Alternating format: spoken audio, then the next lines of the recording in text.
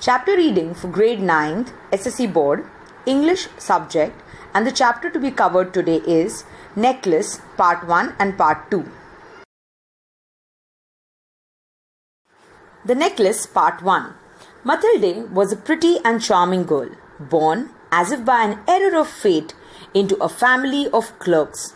She had no means of becoming known, understood, loved, or be wedded to an aristocrat. And so she let herself be married to a minor official at the Ministry of Education. She dressed plainly because she had never been able to afford anything better. She suffered endlessly, feeling she was entitled to all the luxuries of life. She suffered because of her shabby, poorly furnished house. All these things that another woman of her class would not even have noticed tormented her and made her resentful. She dreamed of a grand palatial mansion with vast rooms and inviting smaller rooms, perfumed for afternoon chats with close friends. Yet she had no rich dresses, no jewels, nothing. And these were the only things she loved. She wanted so much to charm, to be envied, to be sought after. She had a rich friend, a former schoolmate at the convent, whom she avoided visiting because afterwards she would weep with regret, despair, and misery. One evening her husband came home with an air of triumph, holding a large envelope in his hand. "Look," he said, "here's something for you." She tore open the paper and drew out a card, on which was printed the words, "The Minister of Education and Madame George Ramponneau request the pleasure of Monsieur and Madame Loisel's company at the Ministry on the evening of Monday, January 18th. Instead of being delighted, as her husband had hoped, she threw the invitation on the table resentfully and muttered, "What do you want me to do with that? And what do you expect me to wear if I go?" He hadn't thought of that. He stammered, "Why, the dress you go to the theatre in, it seems very nice to me." He stopped, stunned, distressed to see his wife crying. He stuttered, "What's the matter?" "Let's see, Mathilde. How much would a suitable dress cost?" She thought for a moment, computing the cost and also wondering what amount she could ask for without an immediate refusal. At last she answered hesitantly, "I don't know exactly, but I think I could do it with 400 francs. He turned a little pale because he had been saving that exact amount to buy a gun for a hunting summer in the country near Nanterre with a few friends. However, he said, "Very well, I can give you 400 francs, but try and get a really beautiful dress." The day of the party drew near, and Madame Loisel seemed sad, restless, anxious, though her dress was ready. One evening her husband said to her, "What's the matter? You've been acting strange these last 3 days." She replied, "I'm upset that I have no jewels, not a single stone to wear. I would rather not go to the party." "You could wear flowers," he said. "They are very fashionable at this time of the year." She was not convinced.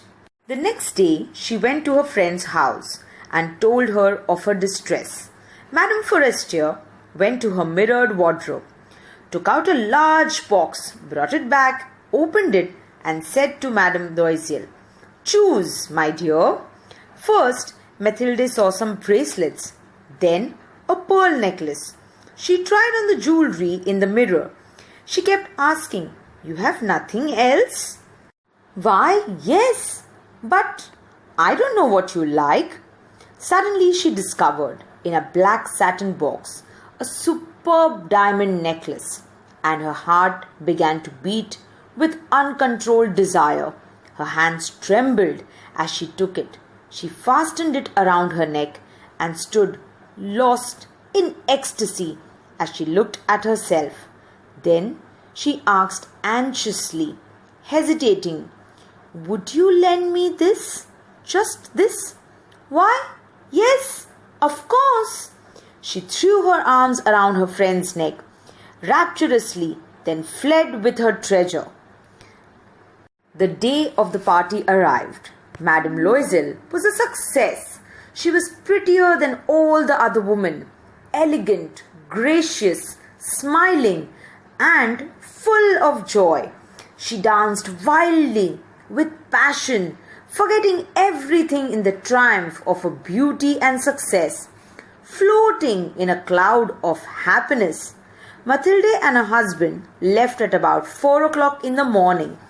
When they were finally in the street, they could not find a cab. They walked down toward the Seine till they found one. They were dropped off at their door in the Rue des Martyrs, and sadly it was all over for her. In front of the mirror, she took a final look at herself in all her glory.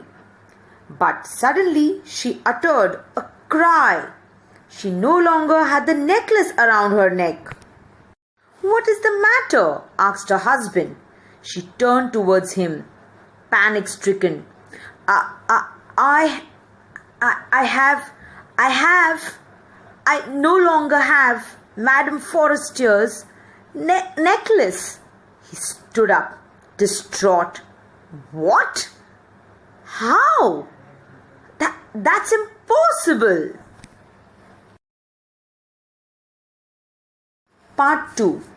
They looked in the folds of her dress, in the folds of her cloak, in her pockets, everywhere, but they could not find it.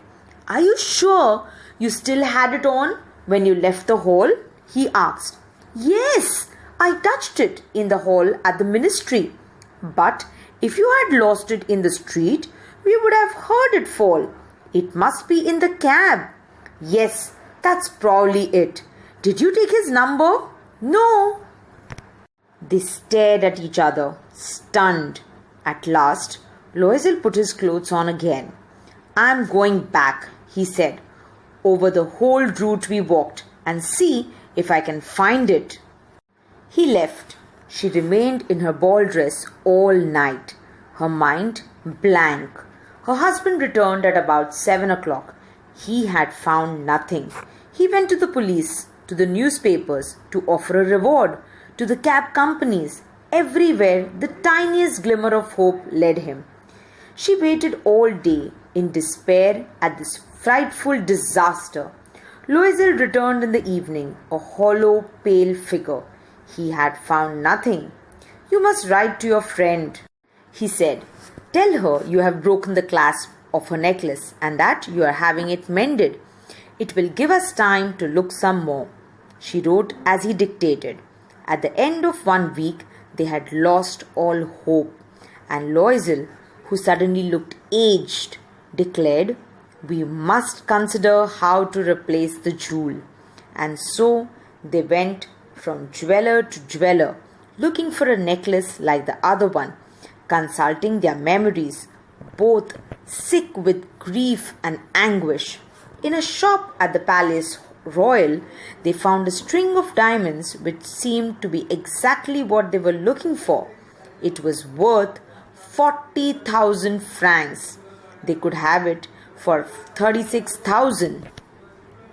So they begged the jeweler not to sell it for 3 days, and they made an arrangement that he would take it back for 34,000 francs if the other necklace was found before the end of February. Loisel had 18,000 francs, which his father had left him. He would borrow the rest. And he did borrow. He gave notes, made ruinous agreements, dealt with every type of moneylender.